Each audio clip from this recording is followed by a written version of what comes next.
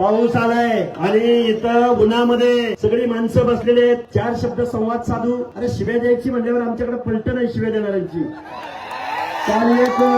काल एक कोंडरे का फोंडरे नावाचा माणूस म्हणला 11 जणांची टीम बनवल्या आणि लक्ष्मण हाकेंना रस्त्यावर ठोकायला 11 जणांची टीम बनवल्या. अरे कोंडरे, तू मुंगी मारली का कधी आयुष्यात तुझ्या? मारली का मुंगी? तुझ्या तोंडावरची माशी उठत नाही आणि तू म्हणतो लक्ष्मण हाकेला ठोकायला 11 जणांची टीम बनवली. आता खरं तुझं नाव घेऊन तुला मोठं करत नाही मी, पण आमची गावगाड्यातली पोरं आहेत ना, तू कुठे येणार, कधी येणार, केव्हा येणार ते आम्हाला सांग.